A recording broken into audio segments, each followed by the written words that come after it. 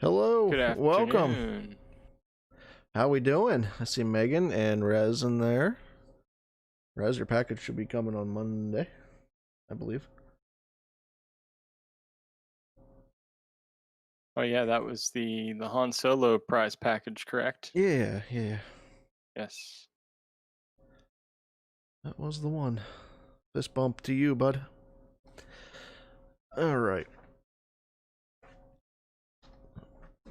So how's everyone doing today? Any cool plans on Saturday? Hey, Megan.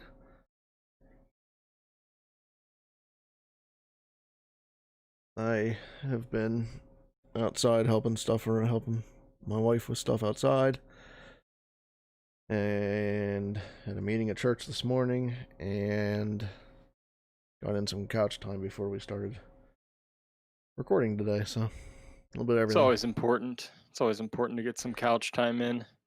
Yeah, I had a pretty good week with Comcast because first of all, I canceled our TV, our cable, and our phone, and I upped our internet speeds. So Right. we're supposed to be getting gigabit down, but it's not even close to gigabit down. So I ended up getting in touch with them on Thursday night and just saying, hey, it's not quite as fast as I think it should be. And they kind of went through their stuff on their end, and they made it a little bit better. But then they signed me up for their free Peacock preview, and they sent me their little 4K streaming device, and all of it was free. And then the guy was like, hey, I also found something that could save you like $20 $15 a month on your bill. I'm like, okay. So Yeah.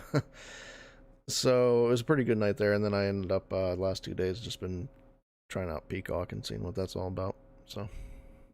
So what kind of they have a streaming device with Xfinity? Yeah, they have their own streaming device, and I just got it just because it was free. Right. To use on one of our TVs. I already have a Roku down here, so I'll use that for other stuff later. But yeah, they have that little flex thing, and you can sign. Okay. I think it's free for any customer right now, so I mean, you could probably even get it if you wanted it. But yeah, they sent that to me, and turning off that music that's putting messages in chat. So yeah, I was just messing around with Peacock the last few days. It's actually not bad. Yeah, I mean, at this point, the only reason I have regular cable still is so that I can watch Pirates and Penguins games, and of course, there's no sports currently going on right now anyway. But yeah, I haven't watched. I'm not in a good place with the Pirates. I haven't watched them in 2 years. So yeah, it's understandable. So there's that. So the only reason I would be keeping it would be for the Penguins, and I've saved. Now I'm up to $90 a month that I've saved by doing this. So it's not worth. The Penguins, I'm sorry, but are not worth $90 a month for me. Yeah, that's understandable. So yeah, we have that, and I have been thinking about picking up like Hulu's TV, live TV, if I really want live TV, because that's only like 50 some bucks a month, and you get DVR, Yeah. and even at that, if I do that, I'm still saving money. So yeah, for sure. Cool. All right, well, I'm going to start recording. Megan says she's watching this while she's working. Cool. Doing a We respite appreciate shift it. and waiting for clients' food to cook, so I have some time. Awesome. Yeah, thank you guys for joining us. What you cooking, Megan? Don't mind me asking. I'm a little bit hungry. All right. I think I'm about ready to hit our intro if you are. Ready to go. All right.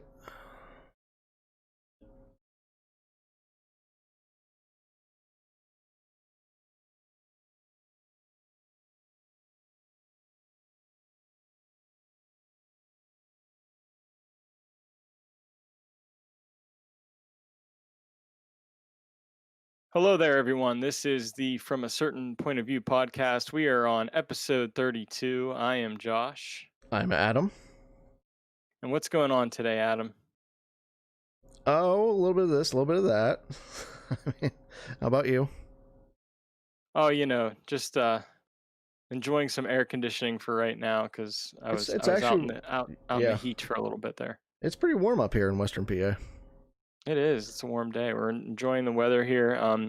Thank you if you're joining us live or if you're listening later. Either way. And Adam, what have you been up to in Star Wars this week? I watched a little bit of Clone Wars while I was working yesterday, and other than that, I hung out with David from Tatooine Sons for a little bit yesterday, and we recorded a little interview that I think is dropping on Facebook about midweek this week. So it's pretty cool hanging out with David. We talked a little bit about Star Wars video games, and we'll get into chatting a little bit about that in the news section here, just a little bit. But yeah, that was a lot of fun. So awesome. That is pretty much my Star Wars week. Yeah, I'm looking forward to catching that interview later this week then, for sure.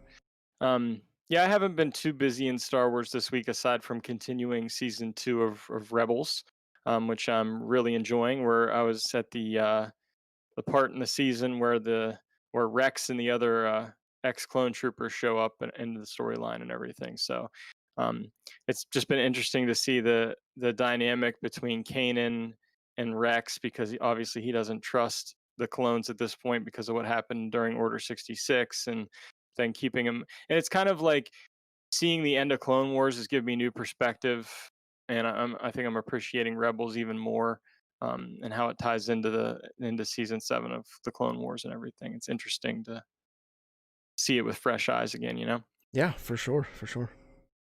And then last night just watched the Disney Gallery Mandalorian episode, and excited, looking forward to talking about that today. Absolutely. I finished that one up about 20 minutes ago. Nice. Yeah, it was a short one. It's fresh in my mind. So. How about that? Yeah, there you go. We also had another big poll question this week. We had almost 200 responses. So thank you if you voted in that poll and everything. We appreciate that. The question was about the cutest creature. And we had 4 different options. Now, I threw in one option that wasn't from the Star Wars universe, just because, in our conversation with Force of Light last week, we kind of talked a little bit about Baby Groot and everything. And so I put in there, who is the cutest creature? We had Baby Yoda, Babu Frick, Baby Groot, and the Porgs. And Adam, I know you were very interested in like what was going to get second place. Yeah. I mean, Baby Yoda was just going to run away with it. We know that. So I was I think we were well aware that. Yeah, I was kind of more interested to see what was going to happen second through fourth. So here's how it went down. Baby Yoda, of course, took it away with 81% of the vote. Then we had Babu Frick with 7%, Baby Groot at 5%, and the Porgs at 7%. So all of the Star Wars creatures, made the top 3. So yeah, good. Yeah, I just thought it would be kind of a show that fits, I guess. Yes. but I thought it would be just a fun poll to do and Yeah, absolutely. to lighten things up this week and everything. I know it's been a pretty heavy week for a lot of people out there. So I voted for uh, Babu Frick just to give him a boost, but that didn't work out how I planned. So, that was a good effort anyway. yep. I of course love all of those creatures, but I had to go with Baby Yoda just when it came down to pure cuteness. So yeah. Yeah, I can't fault you for that. So Adam, can you tell us what's coming up on this week's show? I can. We've got some news, which is basically mainly TV news. We've got some video game news to talk about, like I mentioned. And then after that, we're going to jump into Disney Gallery, Mandalorian episode 6, which was The Process. And then finally, I wrote a blog post on Wednesday night and published it on Thursday morning. And we wanted to go a little bit more in depth with that. So we're going to kind of use that as a catalyst for discussion today about what's happening in the world and what we as Star Wars fans can learn from the movies and what we can do. Excellent. Sounds like a great show ahead, and we're gonna jump into our news segment.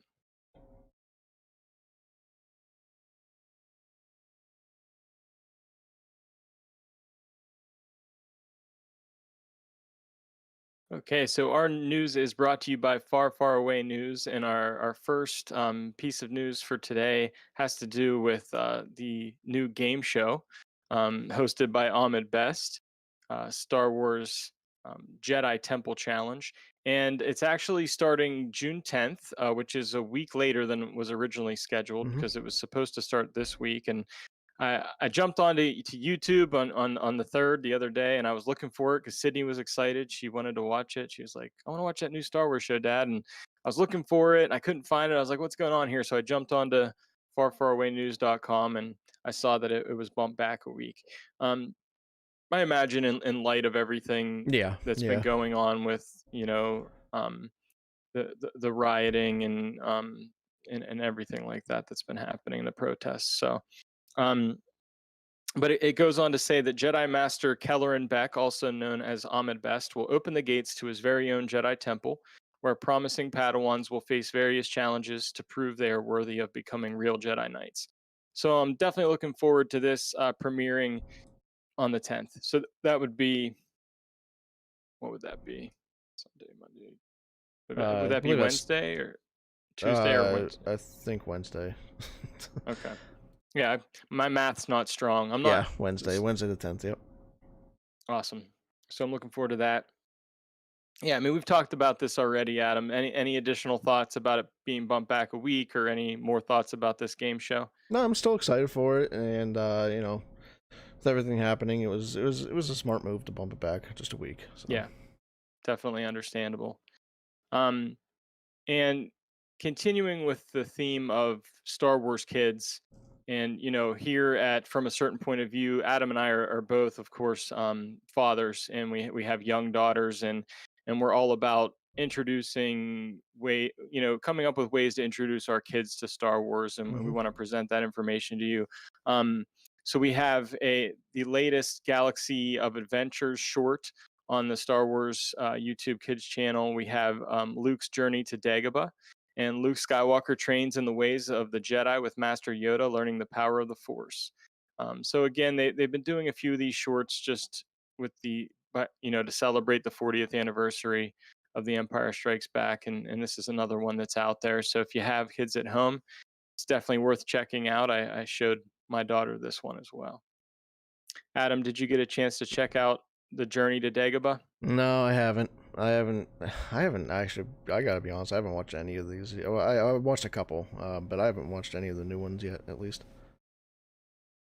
Yeah, they're interesting. It's sort of just a different take and animated form of things that happened in the original movies and everything. So it's just a way of introducing kids to these stories. Yep. Um, and next up in TV news, we have some more information on the Cassian show, and it's scheduled to shoot this month because the UK has moved forward with production. and they'll be following government endorsed guidelines for working safely during the COVID-19 pandemic. But I just think this is just great news that we're going to be having Cassian Andor series shooting this month, and it's just kind of refreshing to hear that. Yeah, yeah, it's good to know that these things are moving ahead again and getting back on track. And it's been a long few months, so it's nice to see some things start to return to as close to normal as they can be. Definitely. And I've just been wondering if I'm sure the Cassian series will use the volume as well. But yeah, I've just been thinking if they're going to have the same kind of shooting style, and we'll get into the process of the Mandalorian and everything in a little bit. But I'm wondering if they're going to follow suit with the way the Mandalorian has gone about shooting. Any thoughts about that? I don't know.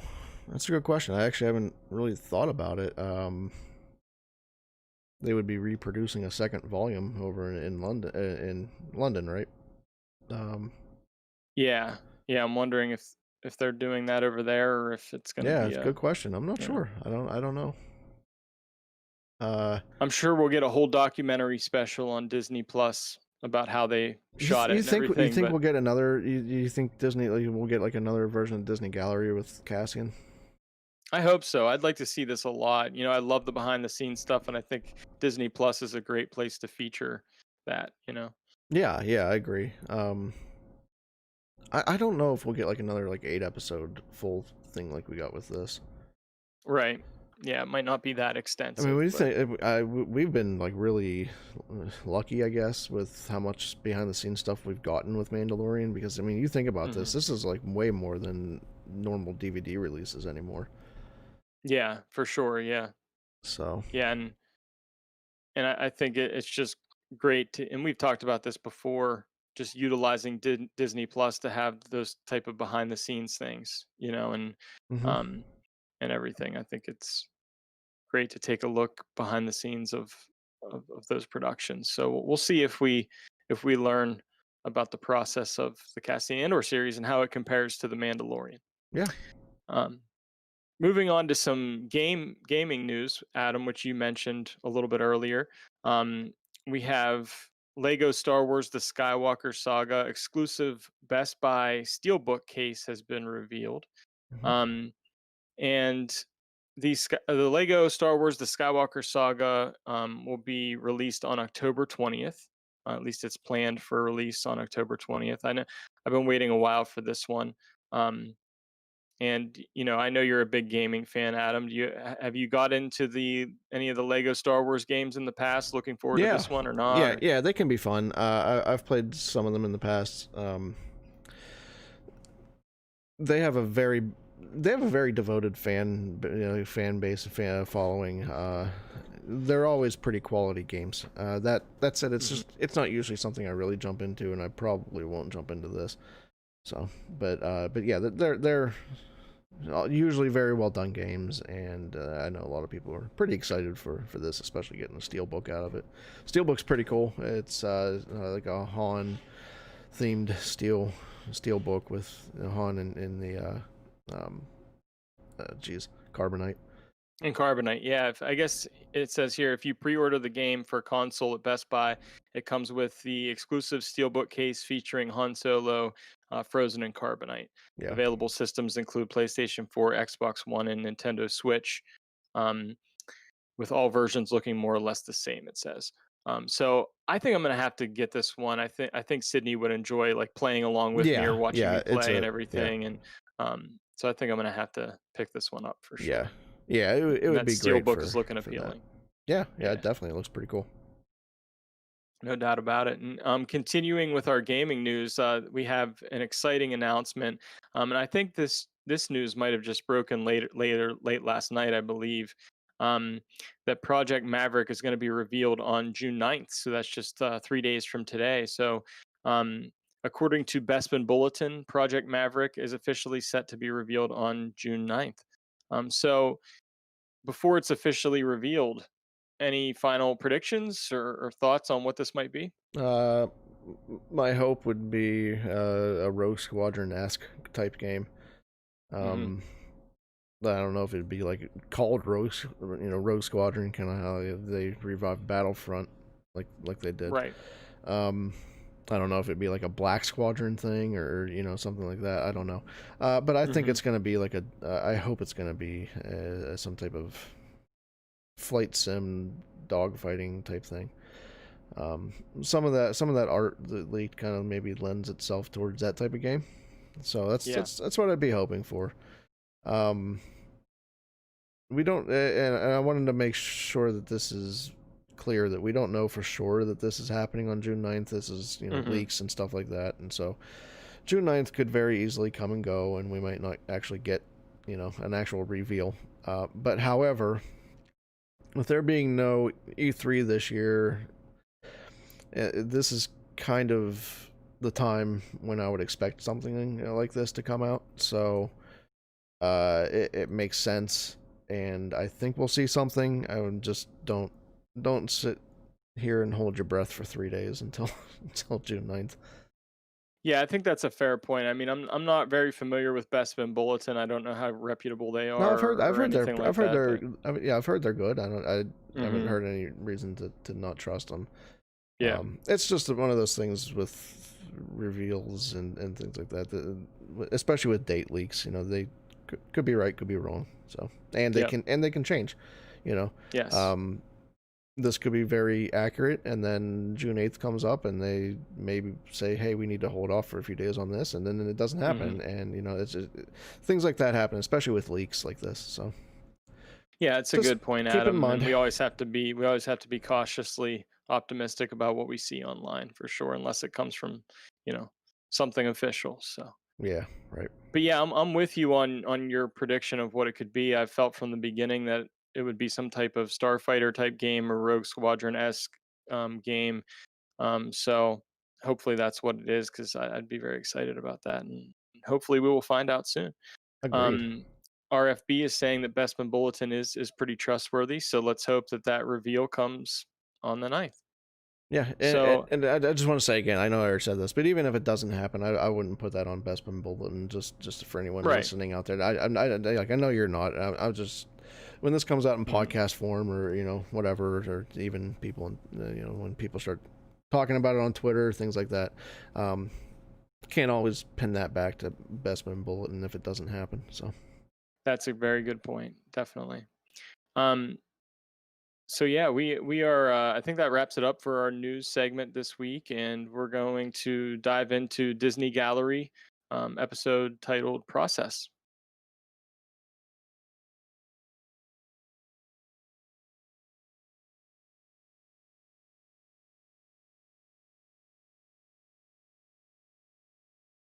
So the latest episode of Disney Gallery Mandalorian, this I believe was episode 6. Is that it right? was, yeah. Titled "Process" was actually a short one, but a good one. And it started off with Jon Favreau basically saying that, and I found this to be very interesting, that he didn't want to necessarily be just influenced by Star Wars when he made The Mandalorian. He wanted to be influenced by what George was influenced by. So looking back at this type of samurai stories, westerns, the lone wolf and cub type of storylines, and we can see a lot of evidence of that in The Mandalorian. And I think when you think about the sequel trilogy, this idea just popped into my mind. I think that was largely influenced and based off of the original trilogy of Star Wars, but maybe didn't necessarily go back to what George was originally inspired by, with um, you know mythology and things right. that are and everything. Yeah. So I thought, and I think when you're watching The Mandalorian, you can really feel the inspiration behind it and everything. Did this comment or this quote strike you at all, Oh Adam? yeah, that hit me like a ton of bricks when I first started the episode. And it's like right out of the gate, hearing John say that was kind of set the tone for what I was expecting to see for the rest of the episode. And getting those, like you said, looks at like westerns and all this other stuff, it just hammered that point home. We always heard about this being like a western samurai style show, and definitely hammered the point home for me.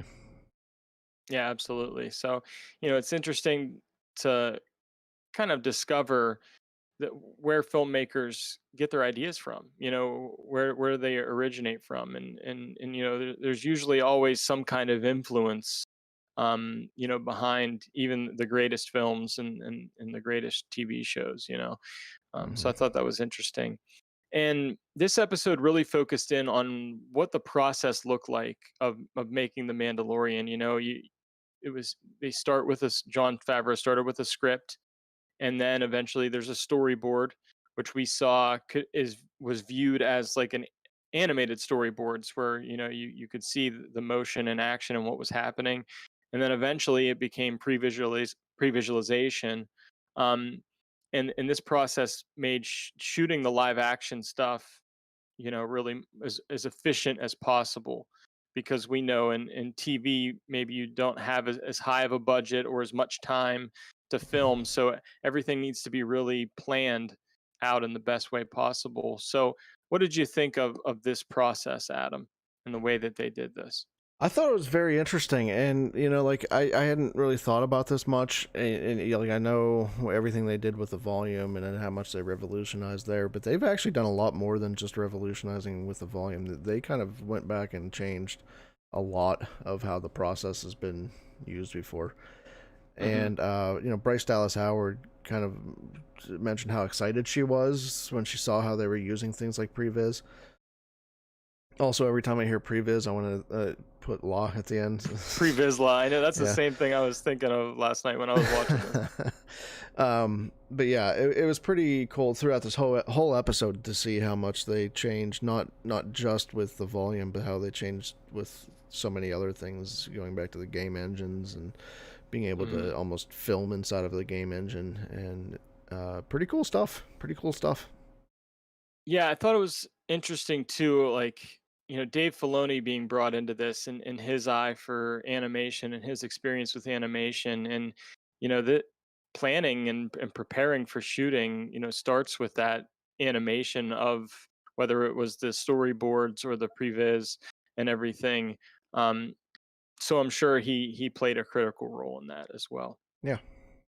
And and it was interesting too to kind of hear more about John Favreau's experiences with the Jungle Book and the Lion King, and how those experiences really informed this process. It was almost like this evolution that John Favreau went through with, Jungle Book, then Lion King, then Mandalorian, and each one like built off the other, and coming to this kind of final product they had with the volume and using the VR technology and everything. So I thought it was very fascinating to see. Yeah. Absolutely. And towards the end of the episode, there was this conversation going on, um between John Favreau and Rick. His last name is escaping me right now. Famiua. um yeah, that's it. Thank you for your help on that one. um and he was just talking about how It's fun to say y- now you that know I he, think I'm getting better at saying it. right, once you get the hang of it. Yeah. um but kind of you could jump into that VR headset and kind of see what was going to happen, and then you go and you shoot it. And he said, like what happened in that previs ended up being like what was shot, and lining up quite a bit and looking very similar. um and just the ability to do that is something that's going to be utilized in season 2 of The Mandalorian for every scene, John Yeah. Favreau said. um so I thought that was just really amazing and fascinating. um and I don't know if you had any final overall thoughts or impressions about this whole process. I mean, I don't think so. Not like major thoughts. I was really interested to see more of how we got a little bit of behind the scenes on how the game engine worked when they looked at the volume. But seeing more of how that game engine technology worked, that was really amazing. That we're at that Hmm. point where we're kind of doing a lot of this in VR, and we're filming inside of a game engine, almost like filming inside of a game, kind of. Um, Yeah. that part, I think for me was one of the cooler aspects of this episode. Absolutely. Yeah, I mean, you know what, to be honest, I had no idea that I didn't really think about the process while I was watching the show other than, using the volume. I was aware that they were using that technology and everything, but I didn't realize they still used storyboards and they Yeah. previs based off of those storyboards, and I didn't know Hmm. they were still doing that stuff, you know what I mean? And I thought that was just, and the way the technology has improved that process, and just there was one kind of quote in there about priceless preparation, Yeah. and and Yeah. and how, when you're working on filming a TV show, just the importance of planning ahead, because what they would do basically was they'd go into this previs and see what was going to happen, and then they knew exactly what they needed to create on the set in the volume. And you build a set inside of that volume and then shoot what the previs showed. So I just thought that whole process was really, really smart. Yeah. Absolutely. But yeah but yeah like I said, it was a short one but a good one of Hmm. this episode, the latest episode of Disney Gallery, and the process behind the Mandalorian. And next up, we're going to dive into our main segment of the show today, and we're going to talk about what Star Wars can teach us about social change. Luke, you're going to find that many of the truths we cling to depend greatly on our own point of view. Like I mentioned at the top of the show, I wrote this blog post on Wednesday night, actually, and published it on our website on Thursday. But I want to take, and when Josh and I were trying to figure out what to do this week, and we both decided to talk about this a little bit more. So I'm going to actually go through and read this article. We'll kind of this blog that I wrote, and we'll kind of stop at different points through, and we'll discuss a little more. We want to open this up for chat too. I mean, you guys are here. You guys have things to talk about, things to say. So we want to get your input on this too. It's not just Josh and I that are talking about this, making these observations. This is something for everyone to do, and we'll get into a little bit of that as well here soon. But a lot of this, I think, is about not just talking. It's about listening. So we want to know what you guys are thinking out there as well. Yeah, that's a great point, Adam. And, I just want to preface this discussion by saying once again that, sometimes I'm fearful of speaking up because I really don't want to offend anybody. You know what I mean? I don't. But Yeah, like you said, I mean, it's important that we speak up for what we think is right. And sometimes being silent can be um, just as bad as saying something that comes out wrong, you know what I mean? And but we definitely have to be willing to listen before we speak. So yeah. yeah. Yeah, definitely. And then one last little caveat here before we get going. This isn't a camera trick. Josh and I are two white dudes. Um, so Very our good point. our perspective here is limited to that. Hmm. We want to try to be open minded and to listen to anyone who feels like they are being slighted or not getting the attention or the fairness that they deserve. And one of the goals of this show, this channel, this podcast, website overall, is that we want to welcome anyone here. And if you at any point feel like you don't have a place to hang out, you can hang out here. You can be with us. Josh and I don't judge for anything like that. So we want you all to feel welcome here, no matter no matter what you look like at all, Yep. no matter what you believe Absolutely.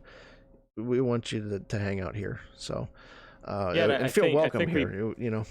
absolutely. And Adam, I know you and I built this idea for this podcast based off of the fact that we believe that everybody's entitled to their own point of view, and embracing different points of view, and that's where this whole thing started. So Yeah. All right, so let's go ahead and jump into this blog post then. I had a friend that told me once a long time ago that the best science fiction and fantasy takes us out of our own world, but still teaches us about our world. The last few days and weeks and months have been filled with plenty of strife, anguish, hurt, and sickness. If Star Wars truly is some of the best in the genre, it should have plenty to teach us these days. Luckily, I fully believe this is true. I have been weighing how I wanted to approach this in the last few days, and the more I thought about it, the more I thought about some of the common threads in Star Wars. What follows are 3 lessons I have learned from these movies, and I hope that these translate into a good set of reminders for the days we are facing now, and the days that we'll face in the immediate future. So the first lesson that I have learned, and it is kind of fun because when I hung out with David from Tatooine Sons on Friday, one of the questions that they do for everyone is, how does Star Wars communicate that message of hope to you? And that's one of the things that I talked about here. So first of all, there's always hope for a better future. I think Star Wars starts with this acknowledgement that things as we know them aren't perfect. They may even be downright oppressive, but we can and should be driven by a desire to make things better than they are. Anakin hoped to make sure that the people he loved were safe. Han hoped for a better life for him and Kira. Jin hoped for a chance for a small band of rebels. Han, Luke, and Leia hoped for a life without Imperial tyranny. Finn, Poe, and Rey hoped for a free galaxy for the foreseeable future. When we lose our hope, we lose our chance to make things better. We become complacent. Brighter days can lie ahead, but we need to hope for it and let that hope drive us. So, Adam, first of all, I'd like to say I just love how you pulled all those characters from those different eras of Star Wars into what they hoped for. And a question that came to my mind when I was reading your article, which was very well written, by the way, was how first of all, how do we get to the hopelessness, and how can hopelessness lead to complacency, basically? How do we get to hopelessness? Like how do Yeah, we I get didn't to that have point? that. I didn't have Okay. that question in the show notes, but it just came to me like, what causes us to become hopeless, and then how does that hopelessness lead to complacency? Well, I'll take the second part of that, and I'll let you think about how we get to that point of being hopeless. Um, hopeless leads to complacency. I think hope in a lot of ways drives what we do and what we strive for.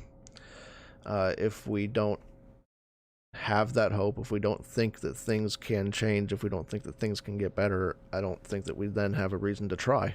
If it feels like it's going nowhere, if it feels like nothing can ever change, then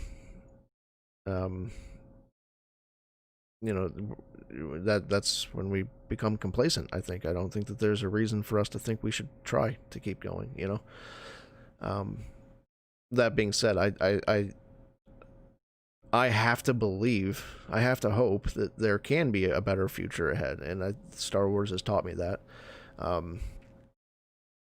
I don't think that it would have been very easy for this handful of rebels to go up against a huge empire, but they had hoped that that wasn't going to be their version of forever, that there could be a life after that, and it could be better.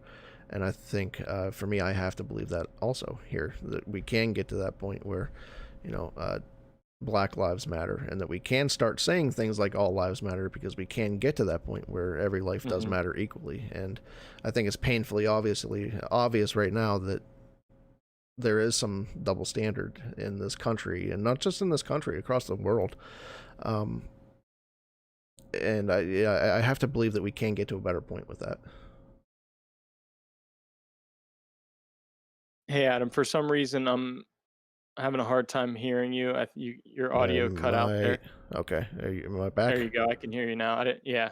Sorry, you'll have to catch me up on the last part of what you said there. I think I ended with something like I have to believe that we can get to a better point, that we can get to a place where every life does matter equally, because it's painfully obvious right now that it's not that way, that there is a double standard. So I have to believe, I have to have that hope, and that hope is what's going to keep me pushing forward and trying to make a change here. Yeah, absolutely. and I want to react to what you just said as well, because, I guess I was always raised to have hope and to always, I was never raised to, I guess I'll just say it, to be racist or anything like that. I think sometimes you see racism that can just be present in a family and it kind of gets passed down and everything. That's not how my family was. So I was always kind of taught that all lives matter, So it was it was hard for me when at first when all this come came up, because I was ignorant of the fact that right now saying all lives matter diminishes the Black Lives Matter movement. Um, because right now sometimes you have to focus on those that are being, kind of, I don't know what the word is I'm looking for, but Yeah, um, oppressed or kept or down. Yeah, treated sure, not treated equally. sure. So I came to learn that and appreciate that more.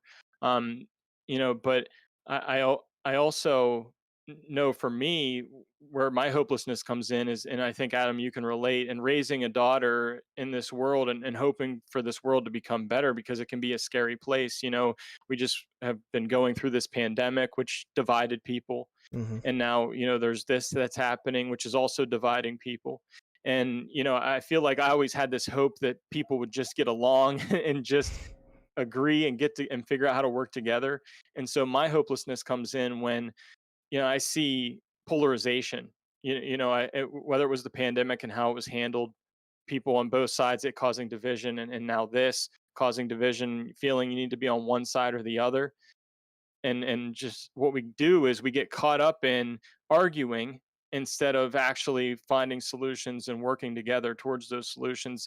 And that's when I become hopeless, because it's like, oh my goodness, we're never going to get along, we're never going to get past our differences.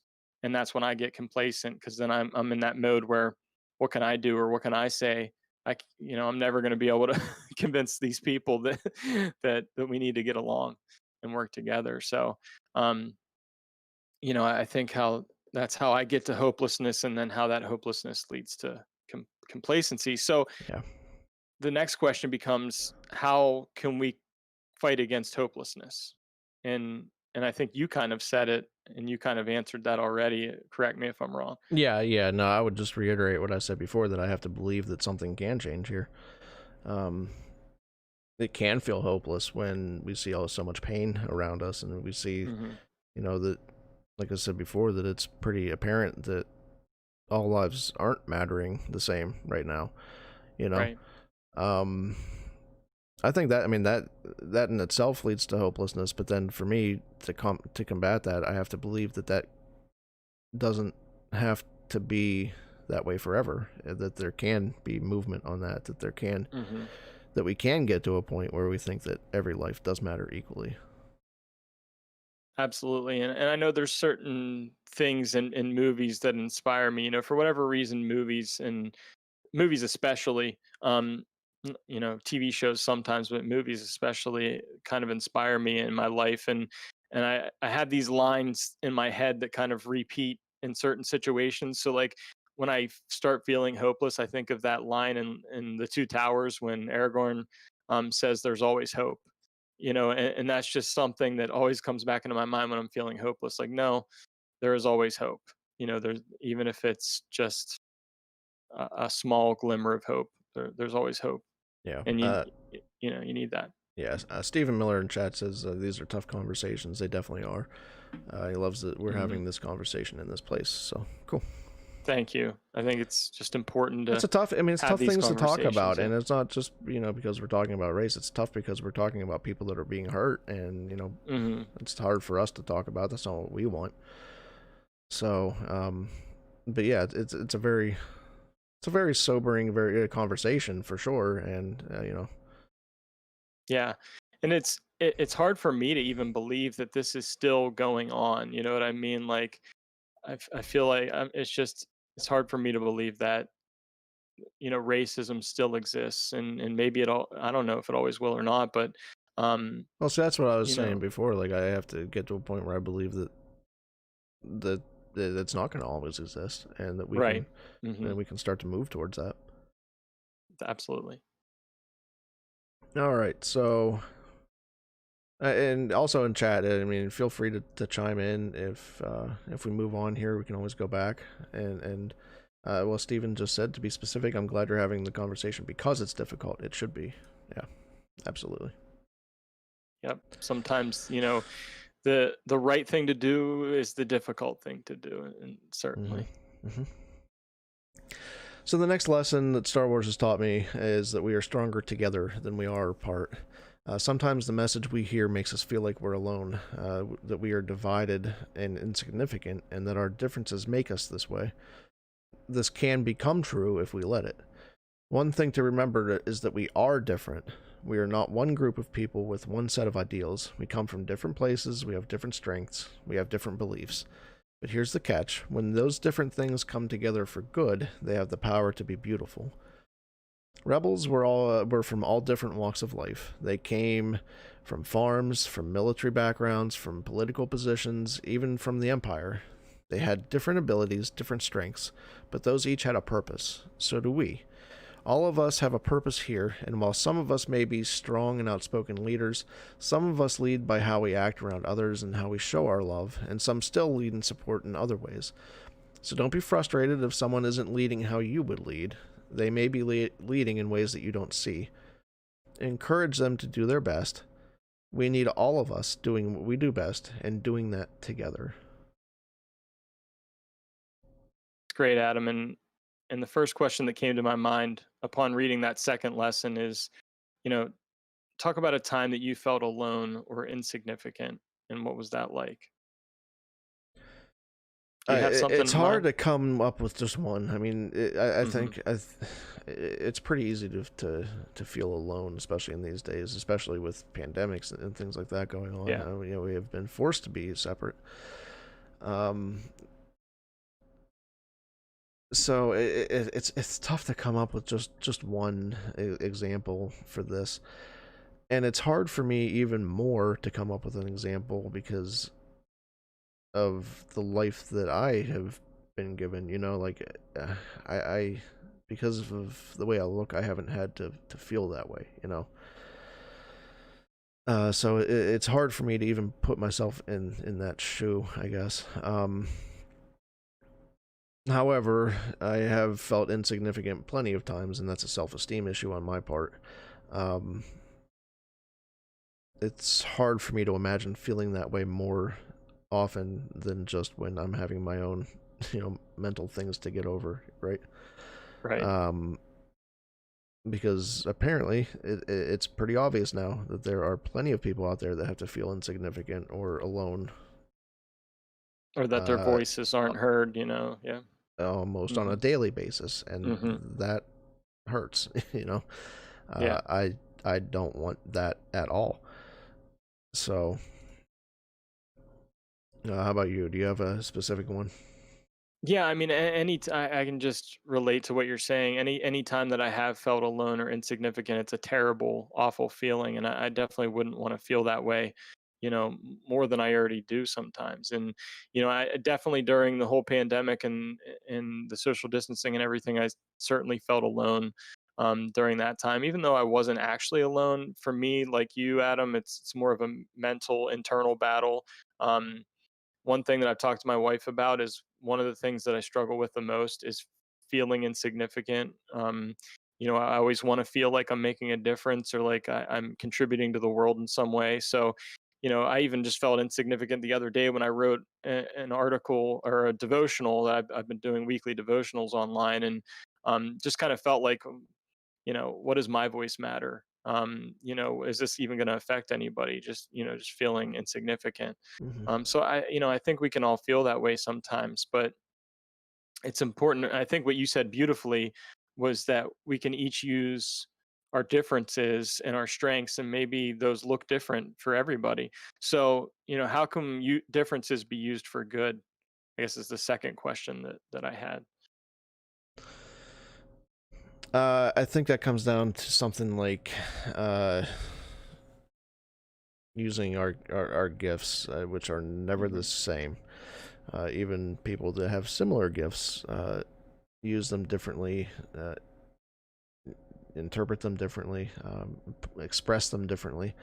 Um, we're not all doing the same thing. We can reach people in different ways. We can influence change in different ways that may respond to others, to others differently.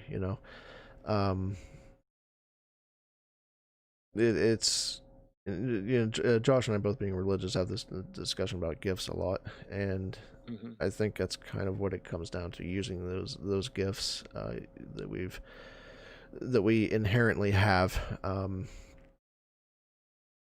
so that we can highlight how,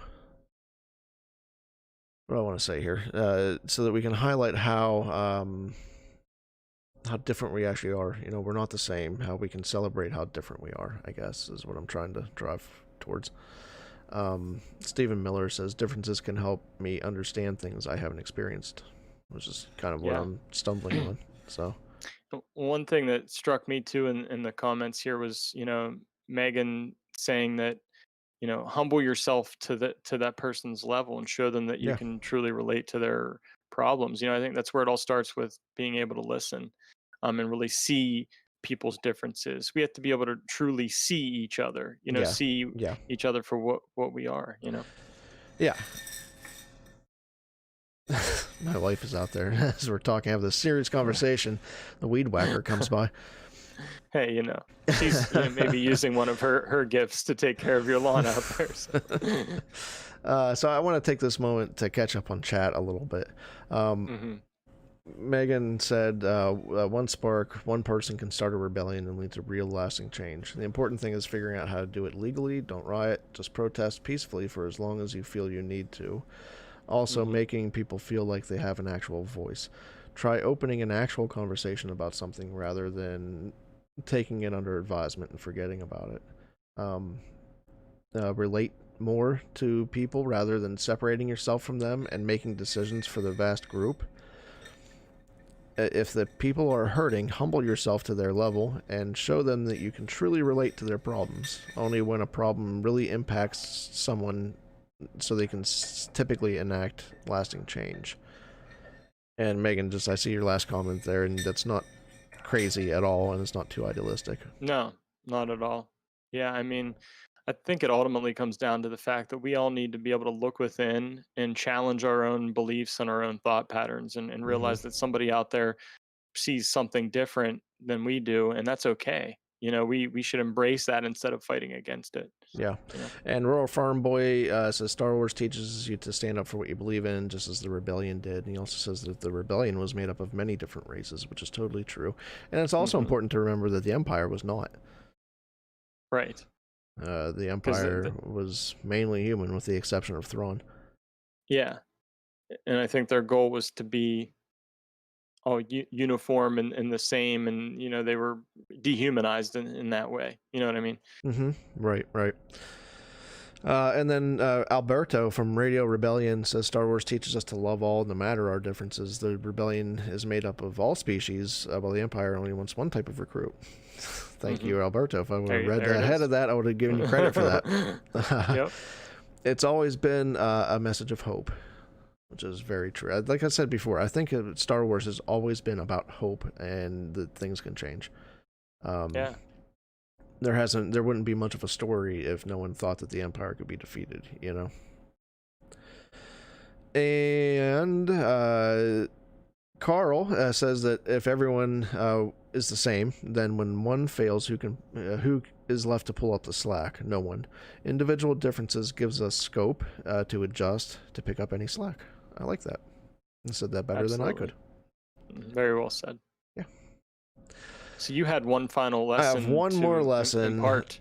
Yes. Not that this is the last lesson, but this is the last one that I thought of on Wednesday night. So, the change that we seek starts with us. Pushing for change in the Senate didn't get the Republic anywhere in the prequels. Yes, they won some small victories here and there. Yes, there were good people doing good work. And yes, I do believe that is also true in our world. But true and meaningful change came when people started changing what they could change around them. By effecting positive and meaningful change in our immediate vicinity, we can create ripples of change that can spread farther than we might imagine. We can go straight for that Death Star and try to blow it up, but chances are we'll need to effect change on Lothal first, and then maybe the people of Ryloth will need to effect change of their own.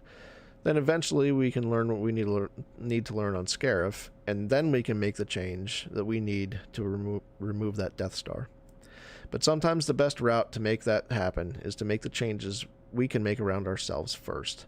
And I'm just going to go ahead and finish before we jump into conversation again. Empires don't fall easily. Sometimes it takes 3 full movies to make it happen. But when we work together and allow ourselves to do what we each do best, when we strive and hope for a better future, and when we start to change what we can change in our own communities, that's when things start moving. Star Wars can teach us these things. It's up to us to put them into action. Yeah, very, very well put, Adam. And I really enjoyed that article and thinking about that last lesson of that change. What came to mind was watching Rebels. I remember watching Rebels and being like, oh, when are we going to get off Lothal? When are we going to get to the Empire stuff and get out of Lothal and everything? And I found myself getting impatient. And it's kind of like going back to the real world where it's like you want to see that change right away. You want to see the big stuff right away, but sometimes you have to win that victory on Lothal first, like you so eloquently put. And so, what small act or change can you make in your life that could have a ripple effect and lead to bigger change in the end? I think for me, it's being more intentional about inclusion, Yeah. It's not taking for granted that I feel that I'm not racist. It's being inclusive. It's being intentional about that. It's trying to show that and act that out, every day, not just when these things come up, not just when protests are happening around us or politicians are talking about it or CNN, MSNBC, Fox is talking about it. It's living that every day, relating that back to Star Wars. The rebellion didn't just pick up when the Empire did something dumb. It was an everyday thing for them. It was a lifestyle. It wasn't it wasn't a cause. It was how they lived their lives, right? Yeah, I think it's an everyday long-term battle that we're going to have to fight for, for the rights of others. And for me, I think it's really about really spending more time listening to people's stories that are different from mine. Yeah, definitely. And I've been, we mentioned both being Christian, and I've been listening to a lot of the videos and watching the videos on the Elevation Worship YouTube channel. And Elevation Pastor Stephen Furtick had a conversation with Pastor John, and I can't think of what his last name is, but he is a black pastor, and they were having this conversation, and he was really sharing his experiences, and it was very eye-opening for me to be able to listen to that, and just I learned a lot from that conversation. So just being willing to listen to those different perspectives, I think, is something I can do. Yeah, and like I said before, this is about listening. This isn't about using this term loosely because you just talked about that, but this isn't about preaching. This is about having a dialogue and having a conversation and understanding what someone's life is like, and understanding where we're falling short on what we're doing and how we can be better at that. And we can't, if I just sit here and talk, I can't learn from anybody without listening to what they're saying. It's not just my point of view that's going to fix everything here. It's having a discussion and learning about what's actually happening out there and what we can actually do. Yeah, and I think those types of dialogues and those types of conversations, listening and then speaking and listening some more, is what really can lead to change, because then we understand the other person's perspective and we can work together. Yeah, right. Going back to chat, Steven said he really liked that point. It's almost never one big thing. It's lots of little things, each doing what we can in our corner of the world. And, absolutely true. And yeah, Carl mentions he's doing a degree in psychology, 2 years down, 2 to go, and he's in the UK and thinking of doing his the psychology of Star Wars for his dissertation. That's pretty cool. I love it. We've been there before. We love breaking down the psychology of Star Wars. So yeah. Good luck with the rest of that. Going for that degree in psychology. Absolutely. Cool. Well, that takes us through the entire blog post. I want to, first of all, I want to thank everyone in chat for hanging out and talking about this, and being very real about this conversation. Like Steven said earlier, this is a hard conversation to have, but you guys in this community have been really, really great about having this conversation. I appreciate that. Outstanding. The second thing I wanted to say is, this is like Steven said before. Again, this is a hard conversation, and this whole time I've been tempted to say, maybe next week we'll get back to something fun, but I don't actually really want to do that. It's like, yeah, we're not going to have deep conversations like this every week, but I don't want to just forget about this after this episode is done and hits podcast feeds and things like that. I don't want to feel like we just got that out of the way. Like we said before, this podcast has always been about welcoming everyone, and it doesn't matter your point of view about Star Wars or anything like that. We want this to be a lasting mentality around here. Your opinions on Star Wars don't matter, but that's not the only thing that we welcome here. This is about it's not just about Star Wars anymore. This is about how we live, how other people are living, and how we can be better at making sure that we treat every life like I treat my life. Like making sure that equality is out there, and I think that that's one of the main points of our show here. So yeah, it's like I'm tempted to say we'll get back to fun stuff, but I just want to remember that this is important. This isn't something that we just do a show and publish it and move on. This is something that we need to be intentional about and make sure that this is how we build this community. So yeah, I'm with you 100%, partner. I'm here with you on that. Yep. And I think we are definitely called to love one another as ourselves. So I think we need to be very, very intentional, as you said, in doing that. So I appreciate your words. Well, you ready to wrap up episode 32? Let's do it.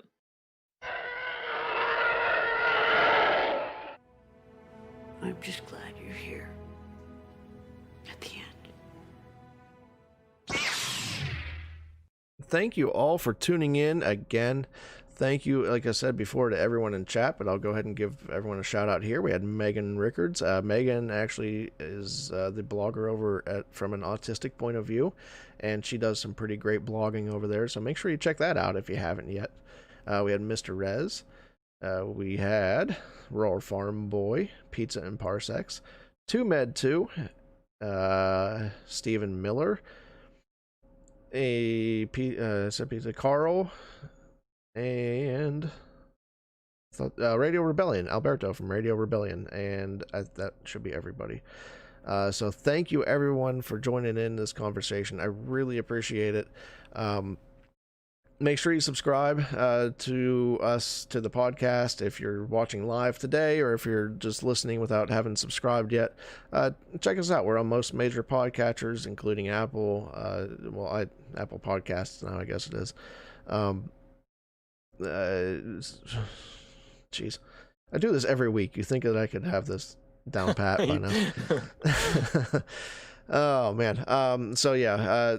Make sure you leave us a review if you can, and check out the website from a certain point of view.com. We blew up one of our blog posts this week, but we do have other stuff there as well, and we'll be doing some more stuff this week too. I have a couple blog posts rattling around in my head.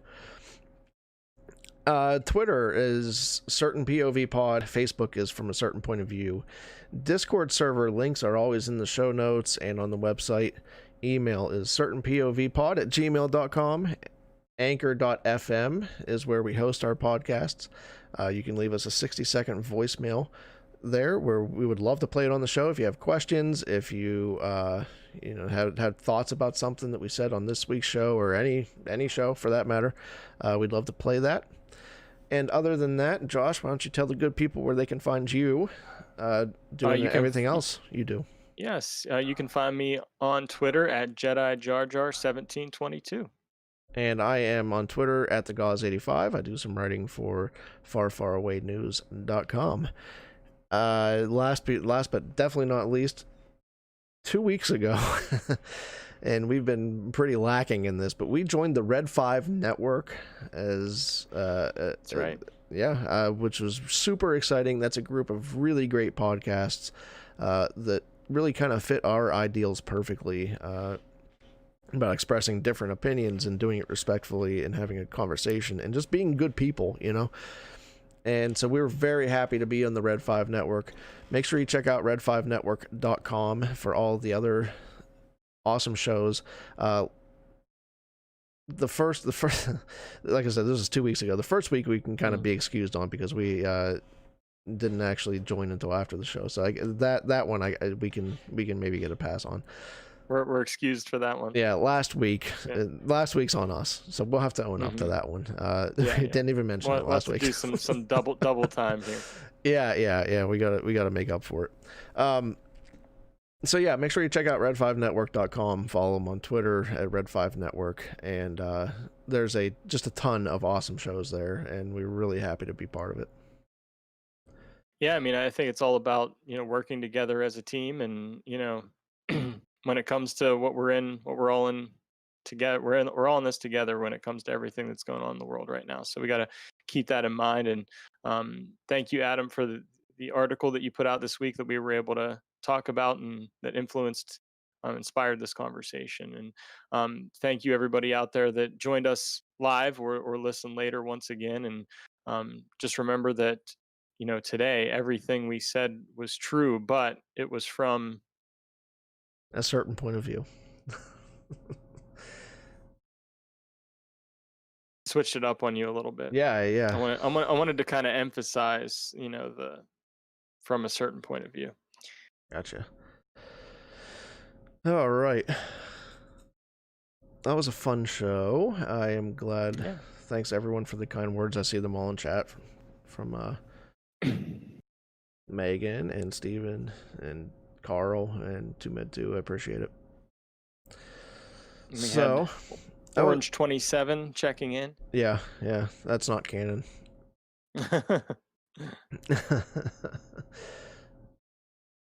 Oh, and RFB was there too. I missed it. I'm sorry. I didn't look up far enough. Yeah, my wife and daughter even showed up in the chat today. I did see that. Yeah, that was pretty cool. Yeah, that was a pleasant surprise, but a welcome one to be sure. Yeah. The youngling. Yes. Cool. Well, that was a fun show. I'm not gonna lie. I was nervous about that one. It's something that it's hard for me to talk about, and like Steven said before, it's hard to talk about, and it's just for me. It's because I don't have that perspective, Same, yeah. Mm-hmm. And it's being empathetic, but it's hard. So yeah, it is. It's difficult. And I really appreciate that it's important. Yeah, I really appreciate that we had the people in chat today that we did that helped us along, and it wasn't just our show because it was their show too, and a lot of times they got me back on track. So. Mm-hmm. Thank you guys in the chat as always for helping us out here on the show today. Yep. And yeah, I think I'm gonna join my wife and my daughter outside and cool. Maybe get in the pool or something. Awesome. Now the show's over, what's Megan gonna listen to while she's working on her next blog post? How about some Star Wars soundtracks? There you go. You can't go wrong with that. Cool. Well, I think I'm going to call it here. I have to get ready. I'm going to eat real quick and then get ready to head to church in a little bit. So we're going to... All right, man. Call it a live stream today, I think. Sounds good. Everybody have a great rest of your weekend. And Adam, I will be chatting with you soon. And And thanks again for today. All right. Well, we'll talk to everyone later. Thanks everyone again for tuning in. May the force be with you all.